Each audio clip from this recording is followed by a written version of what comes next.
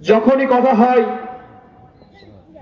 তখনই একবার হলেও বলে গাবতলীর অমুক নেতা কি অবস্থা, অমুক কেমন আছে, এই প্রতিষ্ঠান কিভাবে চলতেছে, এই প্রতিষ্ঠানটা আরো ভালোভাবে কিভাবে চালানো যায়, ওই এতিমখানা ঠিক মতো খাদ্য পাচ্ছে কিনা, ওই এতিমখানা ঠিক মতো লেখাপড়া হচ্ছে কিনা আপনারাও জানেন না, কারণ এই কথাগুলো আপনাদের কানে পৌঁছে না।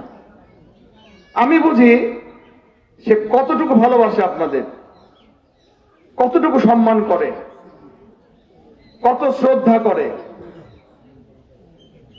জনাব তারেক রহমান উনি একজন আসলে মানবিক নেতা।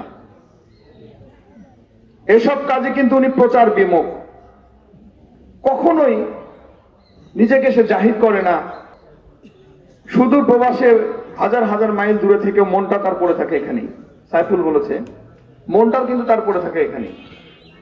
আজকে প্রায় 15-16 বছর হলে উনি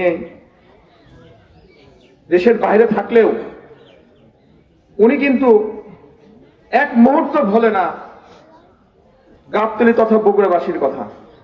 সব সময় আপনারা যদি বগুড়া শহরে যান, শহীদ খোকন পার্কে একটি গাছ ছিল, জয়তুনের গাছ। এই জয়তুনের গাছের ইতিহাসও তার মনে আছে। শহীদ খোকন পার্কে যখন এই জয়তুন গাছটি কর্তন করার সমস্ত আয়োজন করে ফেললেন, সেদিন তারেক রহমান ওখানে একটি নতুন শহীদ মিনার ওপেনিং করতে গেছিলেন। তাই ওই গাছ কাটার আয়োজন দেখে উনি এটা ধরে বসেন, ওই জয়তুনের গাছটি। তখন উনি বসেন, গাছটি কি রাখা যায় না? তখন ওর মধ্যে একজন বয়স্ক মানুষ বলে যে ভাই এটা অনেক পুরনো গাছ।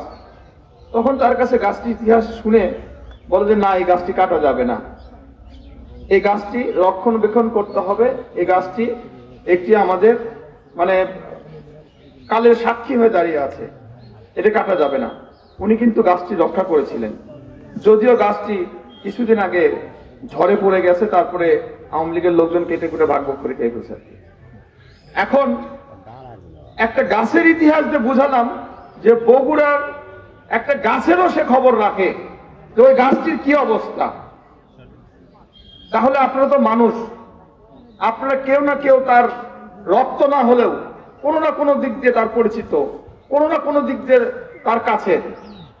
উনি যেহেতু আমাদের অত্র এলাকার মানুষ, কিন্তু মানুষেরই আত্মীয়, মানুষেরই মধ্যে মানুষ বসবাস করে। আপনারা খোঁজ নিয়ে দেখবেন যে আপনার পাশের বাড়ি, তার পাশের বাড়ি, তার পাশের বাড়ি, তার পাশের বাড়ি, কোনো না কোনো দিক দিয়ে আপনাদের বন্ধন আছে। তারেক রহমানেরও বন্ধন এখানে আছে এভাবেই। সে কিন্তু আপনাদেরকে আপনার আত্মীয়র চেয়েও কম দেখে না। যাই হোক, কথা আমি বাড়াবো না। উনি আমাদের সব সময় ভালো কাজের নির্দেশনা দেন, এটা করো, ওটা করো। শীতের তো আপনারা মানুষ, শীতে কষ্ট পান।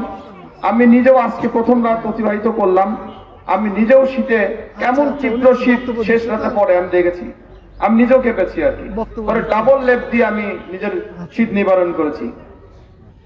তো উনি এটা জানতে পেরেছেন। পরে আমার ছোট ভাই এখানে আমিনুল্লাহ সহ কৃষি নেতৃবৃন্দ আমাকে বলে আমরা যদি এটা আগে আসি আপনারা কি সম্মত আছেন কিনা। জনাব তারেক রহমানের নির্দেশে আমরা আপনাদের মাঝে আজকে কম্বল বিতরণ করছি। তো আমি ধন্যবাদ জানাবো কৃষিবিদদের যে তারা এই আয়োজন করেছে জনাব তারেক রহমানের পক্ষে। আর ধন্যবাদ জানাবো আমার সামনে উপস্থিত এলাকাবাসীকে যে আপনারা আমাদের ডাকে সাড়া দিয়ে এখানে এসেছেন।